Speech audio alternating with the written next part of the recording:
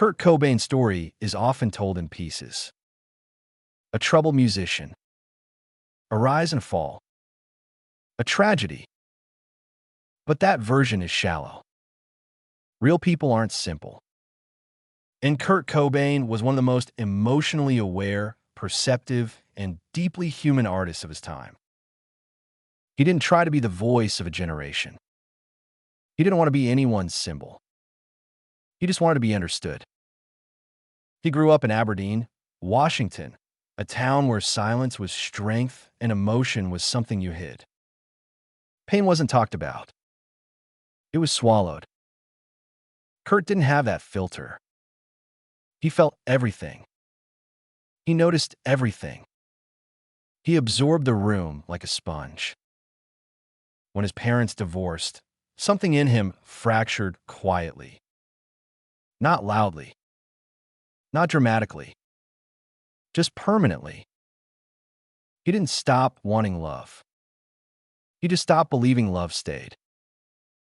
People who actually knew Kurt don't describe a dark, brooding figure. They describe someone funny, sharp humor, sideways grins, a voice that could turn a heavy moment into something bearable. They remember laughter before sadness. Art became the place where he could exist without apology. He drew constantly, strange figures, surreal scenes, things that looked painful and honest at the same time. He didn't draw to shock. He drew to release. Music worked the same way. He didn't care about clean technique or formal structure. He cared about feeling. He built songs like memories, fragments stitched together because that's how emotion arrives. Not in straight lines, but in waves. Before Nirvana became Nirvana, Kurt spent hours watching the Melvins rehearse. Not to imitate them, but to understand what truth at full volume sounded like. When Nirvana formed, it wasn't ambition. It was survival. He needed somewhere to put everything inside him. Chris grounded him. Dave steadied him. 3 different kinds of wounded became one sound, raw, unfiltered, unmistakably real. When Nevermind hit, the world called it a revolution. But Kurt didn't feel celebrated. He felt exposed. Millions of people connected to him because he said the things they could not say. They told him he saved their life. He never knew how to hold that. He didn't feel like a savior. He felt like someone barely staying afloat. And he was loved deeply. Not just by fans. By friends. By bandmates.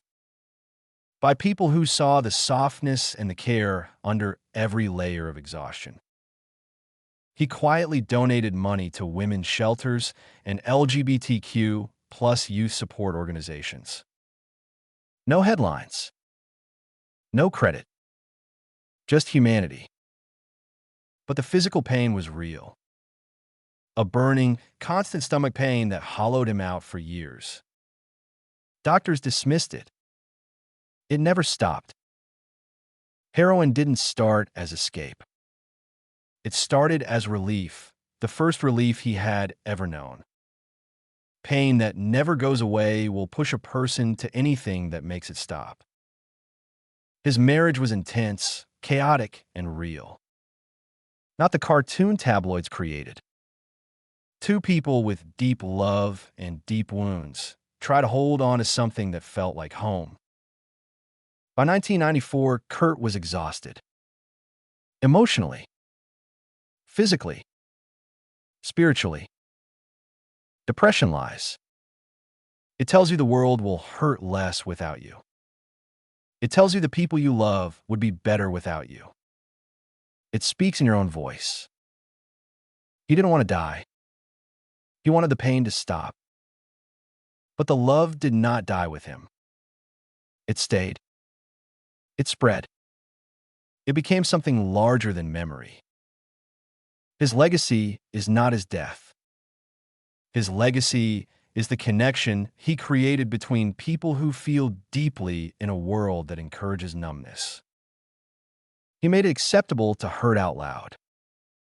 He made vulnerability a form of strength.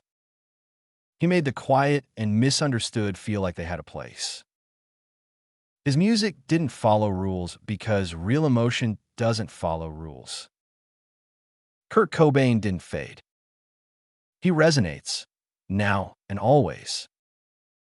Not because of how he died, but because of how he felt, how he expressed, how he loved, and because he spoke the truth many people hide. You are not alone.